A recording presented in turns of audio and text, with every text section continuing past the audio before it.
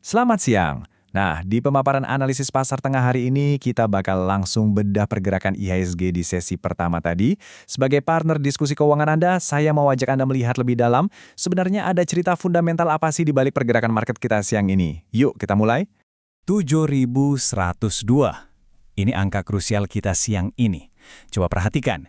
Yang bikin menarik bukan cuma sekedar angka yang berkedip merah atau hijau, tapi fakta bahwa indeks kita sukses nembus dan bertahan di atas level psikologis 7.100 pas jeda istirahat siang tadi. Di dunia investasi, penutupan sesi pertama ini semacam indikator awal yang sangat kuat loh.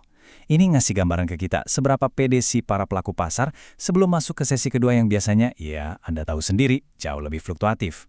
Angka ini nunjukin kalau dorongan beli memang lagi kencang dan dominan sejak bel pembukaan tadi pagi. Oke, sekarang mari kita lihat dinamika yang terjadi tepat setelahnya. Berdasarkan pantauan terbaru kita, posisi indeks memang sedikit terkoreksi ya, ke level 7.080,38. Memang ada sedikit pergerakan pullback atau aksi ambil untung dari titik puncaknya tadi.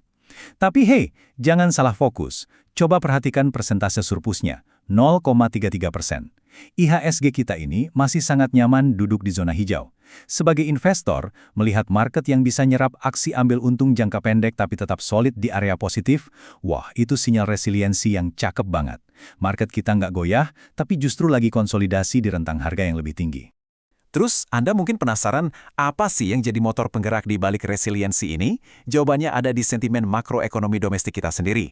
Investor saat ini lagi ngasih respons yang sangat positif terhadap data pertumbuhan ekonomi Indonesia yang baru aja dirilis kemarin. Ibaratnya gini, modal itu kan selalu mengalir ke tempat di mana ada pertumbuhan yang jelas dan terukur ya kan? Nah, pas data resmi mengkonfirmasi kalau roda ekonomi real kita berputar dengan mulus, otomatis selera risiko atau risk appetite dari para fund manager langsung naik. Mereka jadi jauh lebih percaya diri buat mengalokasikan portofolio mereka ke instrumen saham domestik.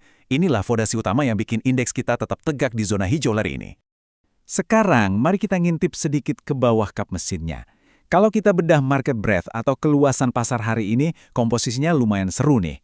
Ada 324 emiten yang menguat, berhadapan sama 295 yang melemah, dan 198 lainnya masih stagnan. Kenapa data ini esensial banget?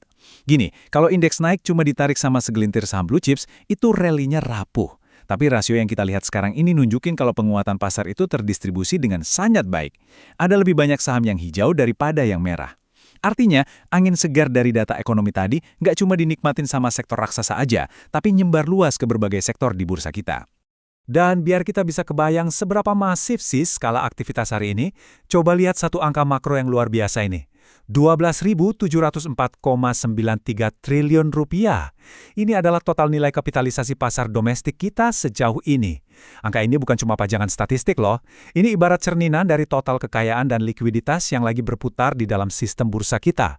Bisa mempertahankan market cap di level setinggi ini di tengah gempuran dinamika global, wow, itu bukti nyata ketangguhan pasar modal Indonesia. Ini benar-benar menunjukkan seberapa besar bobot dan kepercayaan yang diletakkan oleh para investor, baik lokal maupun asing, terhadap masa depan perusahaan-perusahaan di negara kita. Jadi setelah kita bedah level indeks, respons makroekonomi, sampai distribusi saham yang menguat tadi, kita sampai di persimpangan akhir untuk analisis siang ini. Pertanyaan proaktifnya buat Anda sebagai investor adalah ini. Akankah sentimen ekonomi yang positif ini punya cukup energi buat menahan tekanan jual dan jaga IHSG tetap kokoh di zona hijau sampai bel penutupan nanti? Market itu kan selalu dinamis ya, dan sesi kedua itu ibarat babak penentuan yang sering ngasih kejutan volume transaksi. Jadi pantau terus pergerakan emiten di portofolio Anda, dan mari kita lihat sama-sama apakah resiliensi fundamental ini bakal jadi pemenang di akhir hari. Terima kasih sudah menyimak pemaparan mendalam ini, tetap rasional dalam berinvestasi dan sampai jumpa di analisis pasar selanjutnya.